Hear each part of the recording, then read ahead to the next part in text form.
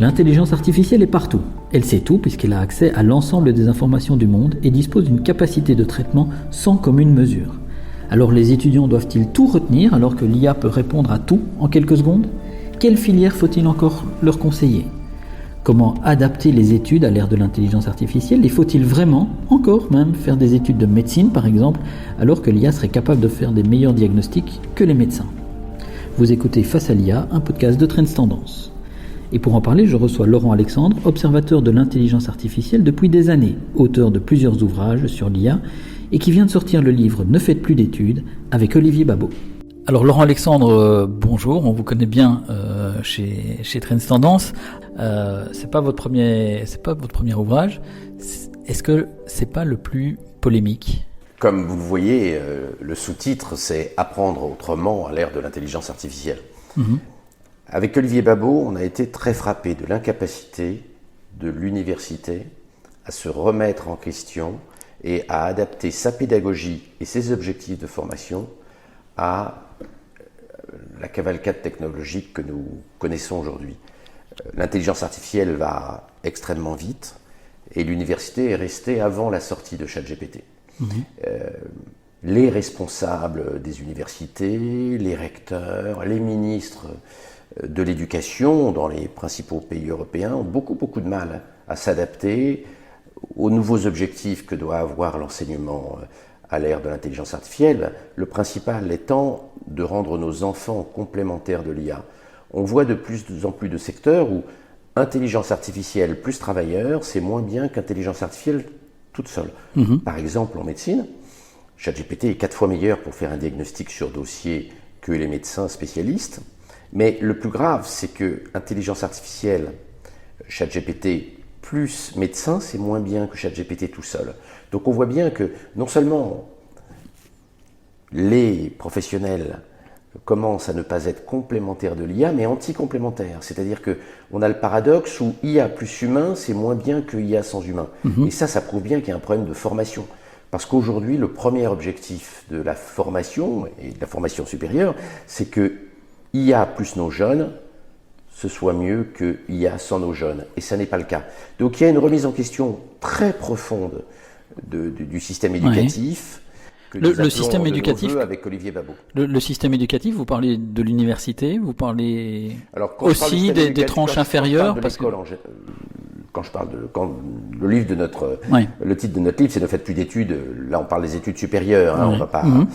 Mais je veux dire, est-ce que ce constat, il est pas apposé aussi sur les... En réalité, les 3 briques de l'école, au sens large du terme, c'est-à-dire l'école classique, les universités et la formation professionnelle des adultes, doivent être transformées.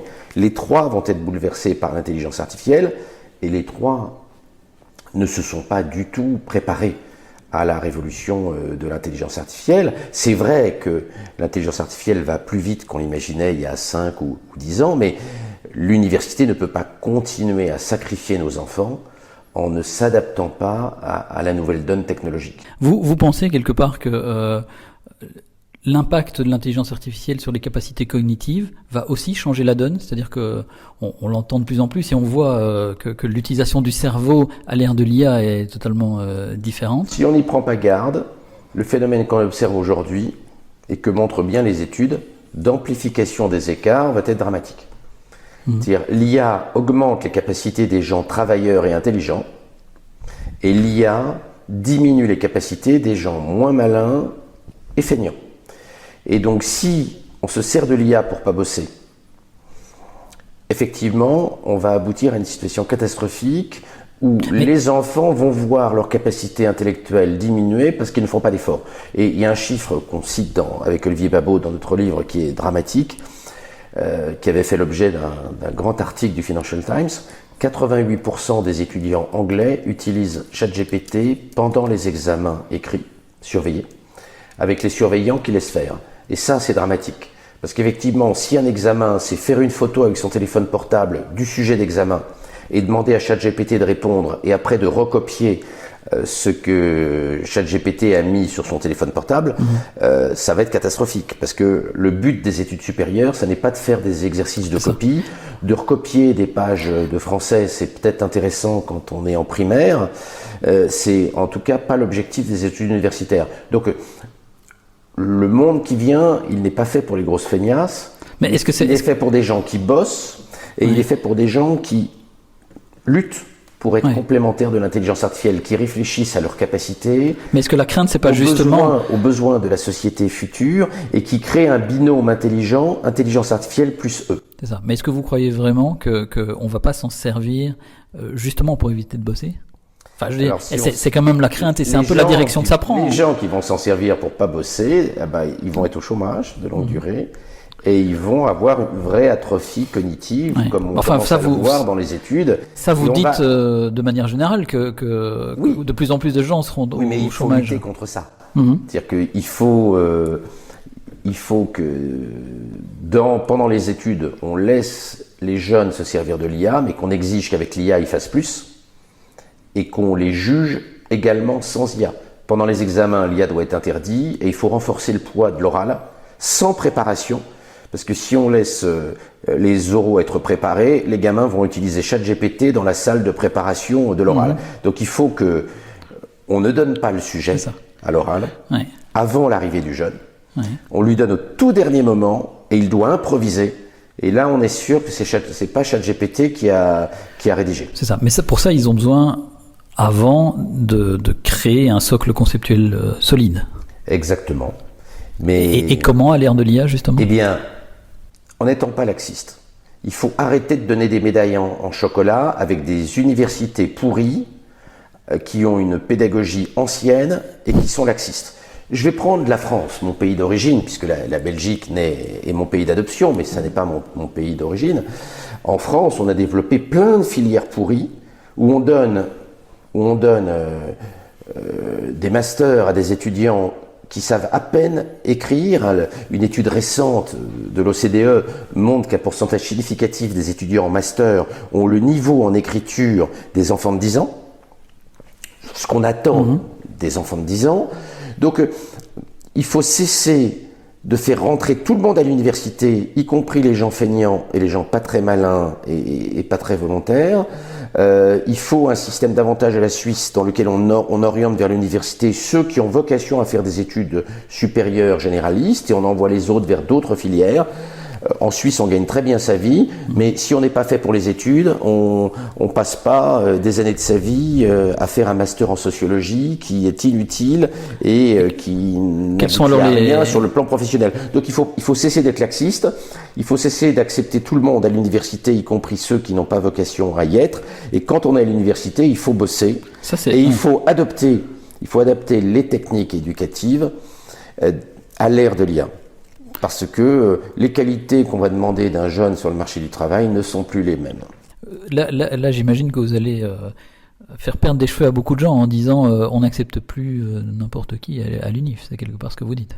Est-ce qu'on accepte un chirurgien qui a des problèmes de vue? Est-ce qu'on accepte dans les orchestres des musiciens sourds?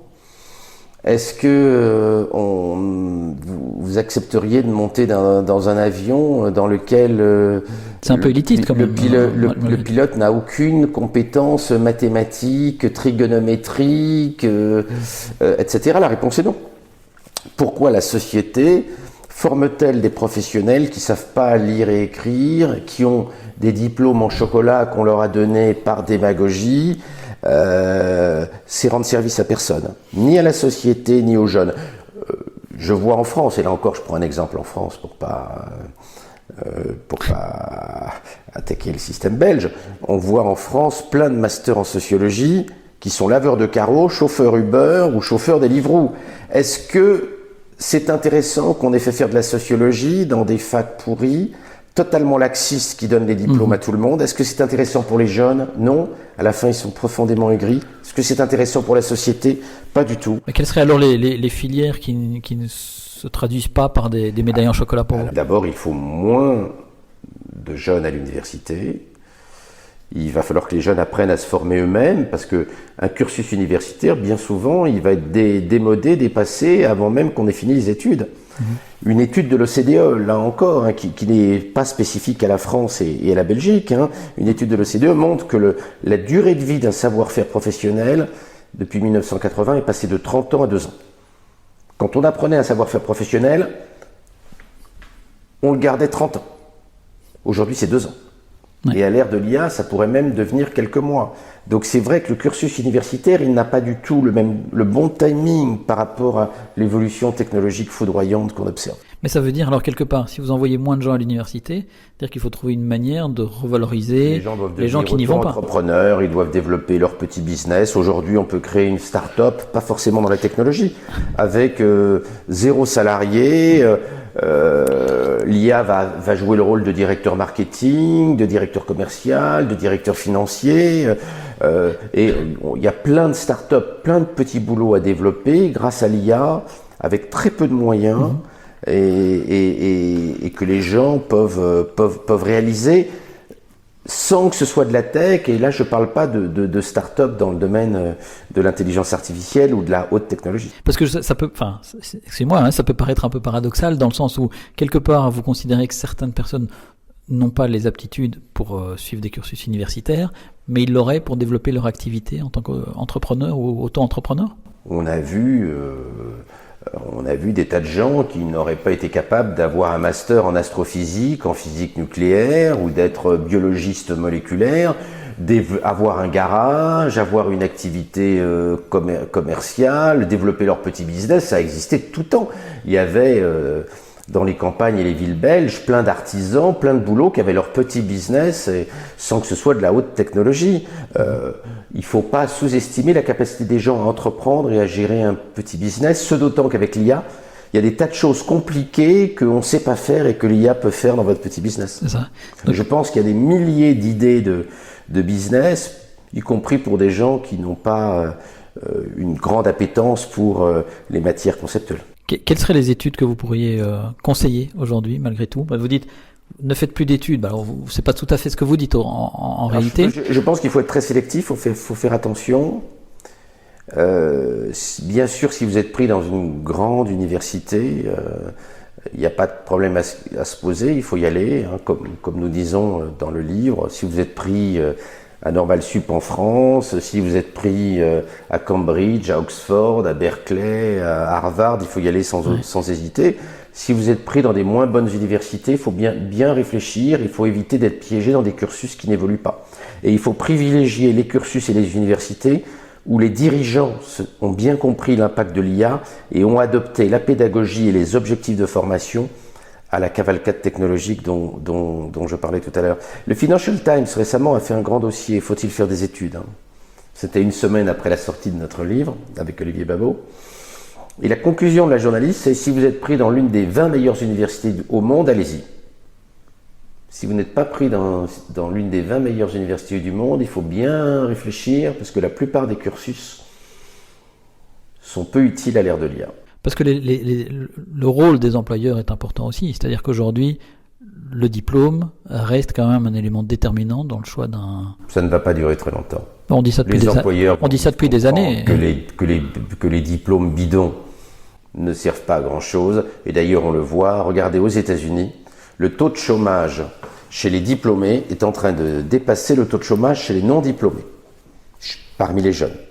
Donc, le diplôme est en réalité une relique du passé. Et regardez dans la Silicon Valley, les gens les plus intelligents ne font pas d'études.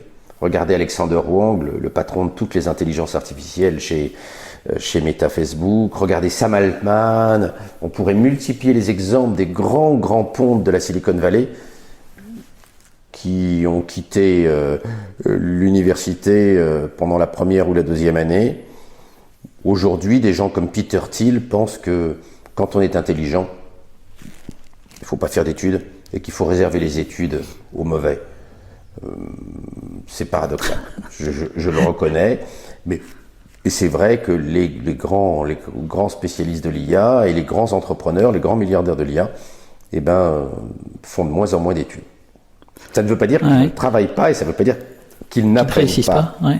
Pour clôturer ce petit podcast face à l'IA, un message positif quand même que l'on peut tirer de votre livre, Ne faites plus d'études. Un monde absolument extraordinaire. L'ère Greta Thunberg, c'est fini, la décroissance, c'est fini. On va avoir une croissance économique qui va croître dans les pays qui vont bien intégrer l'intelligence artificielle. Les progrès scientifiques et technologiques vont être incroyables. La semaine dernière, il y a une étude faite par Cambridge, Oxford, Harvard et OpenAI qui montre à quel point ChatGPT peut aider à accélérer la recherche scientifique et technologique, en médecine, en astrophysique, en mathématiques. Donc on va avoir une accélération de la croissance et une accélération du progrès technologique qui va générer plein de nouveaux produits, plein de nouvelles boîtes, plein de nouvelles idées. Donc il y a plein de choses à faire pour les gens malins qui comprennent très bien l'IA et qui sont des orchestrateurs d'IA. Parce que le métier de demain, c'est d'être orchestrateur des IA, chorégraphe des IA, architecte des IA. C'est ça qu'il faut développer et on peut le faire quelles que soient ses capacités. Il y a de la place pour tout le monde, y compris pour ceux qui n'ont pas une intelligence conceptuelle très forte. Ok, on reste optimiste alors. Je suis très optimiste, mais il va falloir que les politiciens et les responsables d'université se secouent un peu, parce qu'aujourd'hui, ils ne sont pas sur la bonne trajectoire pour aider nos jeunes. Bon, mais on suivra ça, on se donne rendez-vous dans 10 ans. Un grand merci Laurent Alexandre.